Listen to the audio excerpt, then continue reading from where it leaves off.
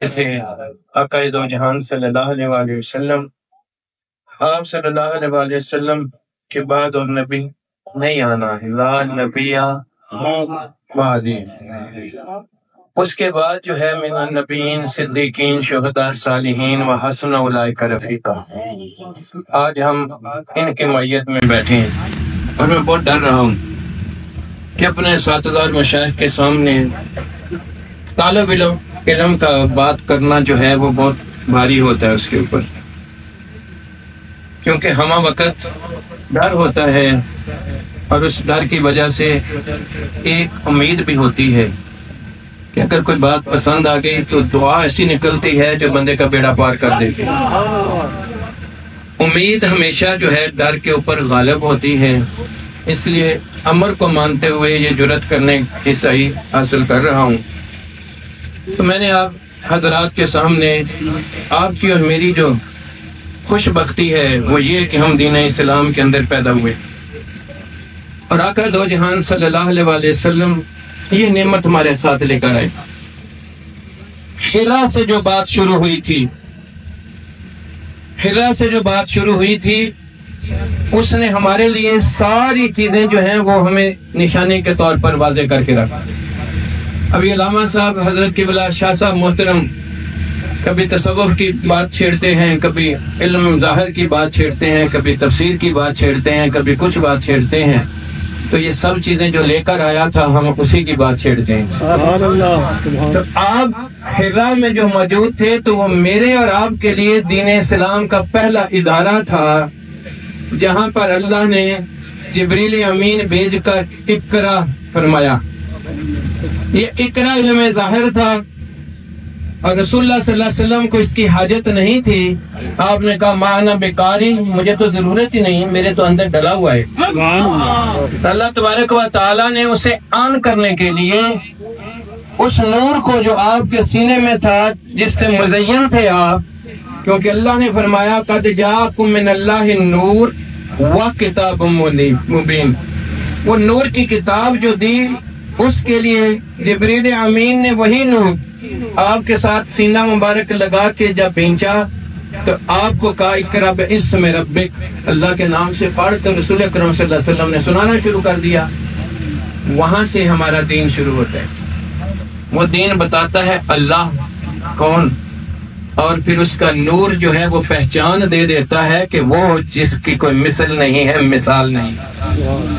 وہ ادارہ وہاں سے چلتے ہوئے جہاں سے دین چلا تو پھر ہمارے سلسلے کے پہلے پیر جو حضرت رسول اللہ صلی اللہ علیہ وسلم کے خلیفہ صدیق اکبر رضی اللہ تعالیٰ عنہ کے گھر میں جا پہنچا، اور پھر یہ قرآن کی تعلیم دوسرا مدرسہ جو تھا وہ آپ کا گھر تھا، وہاں پر یہ تعلیم ہوتی رہی. پھر وہاں سے یہ تعلیم آگے چلی تو بھی چلتے ہوئے یہ شعیب ابی طالب میں چلی گئی. پھر اس کے بعد وہ صحابی رسول دار ارقم کے میں چلی گئی، اور وہاں سے پھر چلتے چلتے جب آپ نے ہجرت فرمائی تو مدینہ طیبہ میں جب دین مکمل ہونے لگا تو قباء سے ہوتے ہوئے مسجد نبوی شریف میں لے آئے. وہاں آ کر آپ نے اس دین کو چلانے کے لیے ابتدا جو ہے وہ اللہ کے گھر سے کی. ابھی قبلہ شاہ صاحب نے مجھے جو سبق پڑھایا ہے میں وہی دہرا رہا ہوں آپ لوگوں کے سامنے، کیونکہ طالب علم سبق سنتا ہے، رٹا لگاتا ہے، یاد کرتا ہے اور پھر سنا کے اپنے نمبر سیدھے کر لیتے ہیں. تو وہ مسجد سے وہ کام شروع ہوا، اور اسی مسجد میں کیا ہوتا تھا یتلو علیہم آیاتک ویعلمہم الکتاب والحکمہ ویزکیہم. وہ علم ایسا تھا کہ جو صرف معلومات کی حد تک نہیں ہوتا تھا بلکہ اس معلومات کے اندر جو ہدایت کی روشنی اور نور تھا وہ ان دلوں کا حصہ بنا دیا گیا. شاہ صاحب نے یہ سبق بھی ہمیں سکھایا ہے. آپ نے فرمایا وہ 4 جو مختلف قسم کے پرندوں کی بات فرمائی تھی وہ اسی لیے فرمائی تھی کہ وہ ہیل کے ہو جائیں، ان کے ساتھ تعلق ہو جائے. اللہ نے بھی فرمایا یہ میں نے محبوب تو میرا ہے، دے تمہیں دیا ہے، جب تک تمہیں یہ ہر چیز سے زیادہ تم اسے پیار نہیں کرنے والے تمہارا ایمان کامل نہیں ہو سکتا.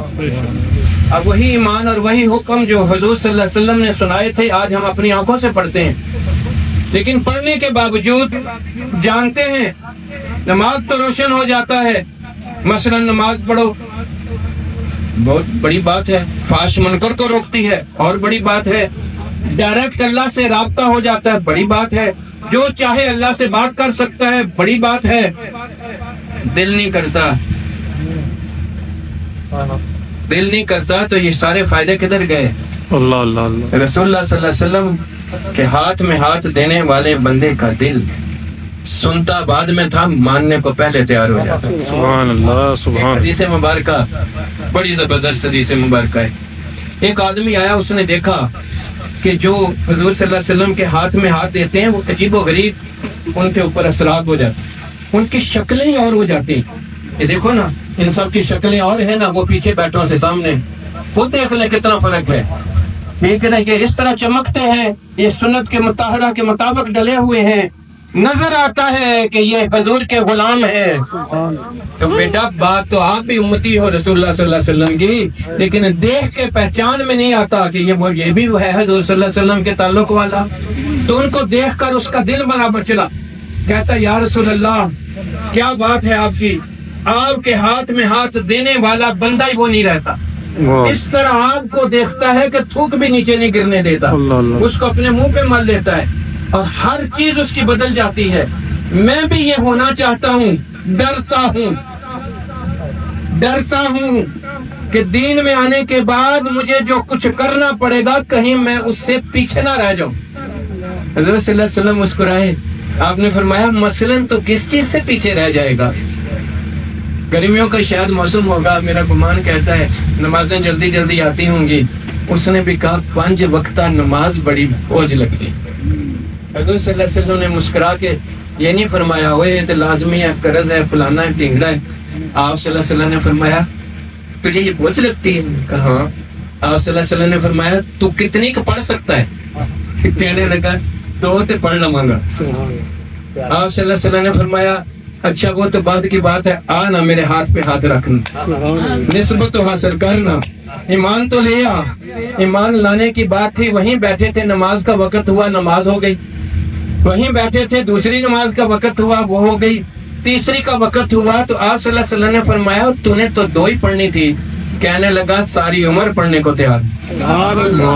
وہ روشنی تھی جو حضور کے سینے سے اندر داخل ہو گئی۔ اب حضور صلی اللہ علیہ وسلم کو یہ کہنے کی ضرورت نہیں تھی کہ میرے اندر نور ہے، رب نے نور ایسا ڈالا تھا کہ وہ اندھے کو نظر آتا تھا کہ یہ کیا چیز ہے، دیکھتے اسے ہی تھے، دل پہلے گواہی دیتا تھا کہ اہویا۔ عبداللہ بن سلام آئے نا، بڑے عالم تھے، وہ نشانیاں دیکھنے کے لیے آئے تھے کہ ان کے نبی کی تعلیم میں یہ تھا کہ مکہ میں اس طرح آئیں گے، لیکن چہرہ مصطفیٰ دیکھا تو دل نے کہا یہی ہے، لیکن ان کے اوپر نور نے اثر کر دیا، وہ ایمان لے آئے۔ اسی طرح وہی جو جگہ شروع ہوئی تھی نبی پاک صلی اللہ علیہ وسلم کی مسجد شریف میں، تو اس میں آتا بعد میں تھا، اندر سے جو ہے اس کے اندر ایمان داخل کیا ہوتا تھا، وہ اس کے اوپر عمل پیرا نظر آتا تھا، دور سے نظر آنا شروع ہو جاتا۔ ابن ماجہ کی حدیث مبارکہ ہے، آپ صلی اللہ علیہ وسلم نے فرمایا اسلام نظر آتا ہے اپنے اراکین سے، فرمایا ایمان کی وجہ سے، تو ایمان نور ہے تو میرے سینے دی دولت۔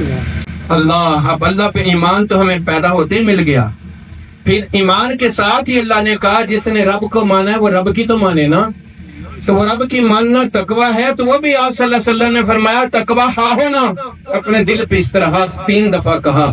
اب وہ جو ہاتھ میں ہاتھ دیتا تھا وہ نہ صرف ایمان والا ہو جاتا تھا، عمل والا بھی ہو جاتا تھا، حق پہ ڈٹنے والا بھی ہو جاتا تھا، صبر والا بھی ہو جاتا تھا۔ آپ صلی اللہ علیہ وسلم نے اللہ کا کلام سنایا کہ سوائے اس کے باقی سارے انسان خسارے میں ہیں، سوائے اس کے۔ اب اس خسارے سے بچنے کے لیے یہ لازم تھا جو رسول اللہ صلی اللہ علیہ وسلم لے کر آئے تھے۔ ایک بات اگر اجازت ہو تو اور آپ کو سنا دوں۔ کعب بن مالک بیٹھے تھے دوستوں کے ساتھ، بڑے زبردست ان کے دوست تھے، شراب پی رہے تھے، پریشان ہوگی دنیا۔ وہ بھائی اس وقت شراب منع نہیں ہوئی تھی، اللہ اکبر۔ اب ذرا سوچو، شراب پی رہا ہے، آدھا آدھا دل اس کے ساتھ لگا ہوا ہے، مزہ آ رہا ہے، نشہ چڑھا ہوا ہے۔ ایک بچہ کہتا ہے چاچو یہ جو تم پی رہے ہو، آج رسول اللہ صلی اللہ علیہ وسلم نے فرمایا یہ نجس ہے، یہ مطلق حرام ہے۔ کان میں لفظ نجس آیا ہے، دل کو نجس محسوس ہو گیا۔ اللہ اللہ اللہ، بس ادھر محسوس ہونے کی بات تھی، ہاتھ میں رہ سکتا تھا تو نہیں رہا نا، گر گیا۔ پھر برتن بھی نجس لگ گیا، توڑ دیا، اس کے بدلے مال بھی نجس لگا، بیچا نہیں۔ آج مسلمان کہتا ہے میں نے بڑی مشکل سے 5 سٹار ہوٹل کا ٹھیکہ لیا ہے، کافروں کو بیچوں گا، مسلمانوں کو تو حرام ہے، مال اچھا آئے گا، کیا جائز ہے؟ شاہ صاحب تے مولوی صاحب پھنس گیا۔ اب یہ کیا فتویٰ دے گا؟ تو اللہ کے رسول صلی اللہ علیہ وسلم نے فرما دیا یہ تیرے اندر اگر روشنی آ جائے نا تو اس سے فتویٰ لے لینا۔ اللہ اللہ، اب ان کے تو دل نے فتویٰ دے دیا یہ پلیت ہے تو اس کے بدلے مال بھی پلیت ہے، پلیت لگتا تو کیوں رکھ لیتا؟ ٹھیک ہے نا، یہ تعلیم تھی جو رسول اللہ صلی اللہ علیہ وسلم لے کر آئے تھے، ہر نبی یہی لے کر آتا۔ الحمدللہ ہم جس سلسلے سے وابستہ ہیں یہ وہ طریقہ ہے جو طریقہ صحابہ تھا، لیکن اس میں اسی طرح کے یہ اثرات اور ثمرات مرتب ہوتے ہیں۔ یہی خانقاہ، یہی مسجد جو ابھی بنے گی مسجد نبوی شریف کی طرح، پھر اسی کے ساتھ وہاں آنے والا ہر جگہ کا، ہر قوم کا بندہ صرف اس نسبت مبارکہ سے ایسا روشن ہوا کہ وہ ستارہ بن گیا۔ اللہ کے رسول صلی اللہ علیہ وسلم نے فرمایا یہ ہدایت کا ستارہ ہے، تم پکڑو تو تم اسی کے پیچھے راہ نجات لے لو گے۔ تو وہاں سے جو کام چلا تھا وہی چلتے چلتے جب صالحین کی باری آئی تو ایک وقت آیا 400-500 سال بعد وہاں نظر آتے ہیں سیدنا عبد القادر جیلانی رضی اللہ عنہ، چور آ جاتا ہے، ہاتھ میں ہاتھ دیتا ہے، دل چوری کو کیا؟ بولو نا۔ پھر وہ نمازی ہوا یا نہیں ہوا؟ شکل اس کی سنت کے مطابق بنی یا نہیں بنی؟ ایک دم سے تبدیلی اندر آ گئی، ایک دو نہیں لاکھوں، اثر دل پہ ہوتا تھا۔ حضور صلی اللہ علیہ وسلم کے سامنے آتے تھے، دیکھتے نبی کو تھے، آنکھیں برسنا شروع ہو جاتی تھی، دل کانپتے تھے، دل میں ڈر اللہ کا آ جاتا تھا، لگتا تھا کہ ہم رب کے سامنے ہیں۔ دیکھ نہیں سکتے تھے تو یقین کامل تھا وہ تو ہمیں دیکھ رہا ہے نا۔ اور یہی چیز جو تھی ان کی سیدنا عبد القادر جیلانی رضی اللہ عنہ کے سامنے بھی بیٹھنے والوں کے دل پہ اثر ہوتا تھا، وہ جو حال کی کیفیات ہو جایا کرتی تھی۔ اور جب تک دل پہ اثر ہی نہیں ہوگا اس کو نہ اللہ کا ڈر آئے گا نہ محبت آئے گی۔ کہتے تو ہم بڑے ہیں، میں قربان یا رسول اللہ، اگر مجھے رسول اللہ صلی اللہ علیہ وسلم پسند ہوں، پیارے لگیں، کیا میری شکل ویسی ہوگی یا اپنی مرضی کی ہوگی؟ اور کپڑا لینے جاؤ تو پیارے تو بہت ہوتے ہیں دکان پہ، جو دل کو پیارا لگ جائے دکان پہ نہیں رہتا۔ اگر حضور کا چہرہ والضحیٰ کا پیارا لگ جائے تو اپنا اسی طرح بن جایا کرتا ہے۔ تو وہاں سیدنا عبد القادر جیلانی سے یہی چیزیں ہوئیں۔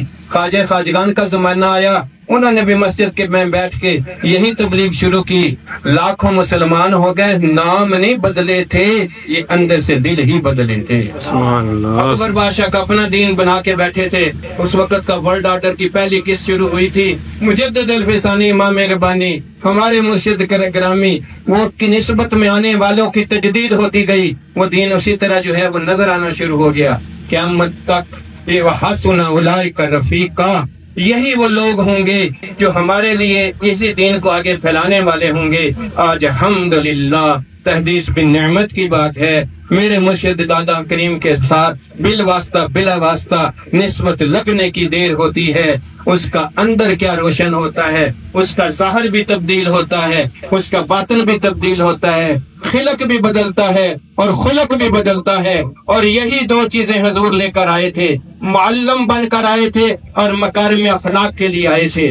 آج شکر الحمدللہ، یہ شکر کا دن ہے، یہ شکر کا وقت ہے کہ رب نے آج اس دھرتی کی سن لی، اس جگہ کے اوپر آج بعین ہی ان رسول اللہ صلی اللہ علیہ وسلم کے ورثاء میں سے ابھی ادھر تشریف لائے ہیں، اور اسی طرح یہاں یہ ابتدا ہو رہی ہے۔ ادھر یہی ابتدا جب ہوگی، یہ بنے گا، مسجد بنے گی، مدرسہ بنے گا، یہاں خانقاہ بنے گی، یہاں الف اللہ چمبے دی بوٹیاں لگیں گی، اور یہی مخلوق خدا اللہ کے احکامات کے مطابق عمل پیرا ہو جائے گی۔ ان کو حاجت نہیں ہے، یہ تو رب نے چن کر ادھر بٹھا دیا ہوتا ہے۔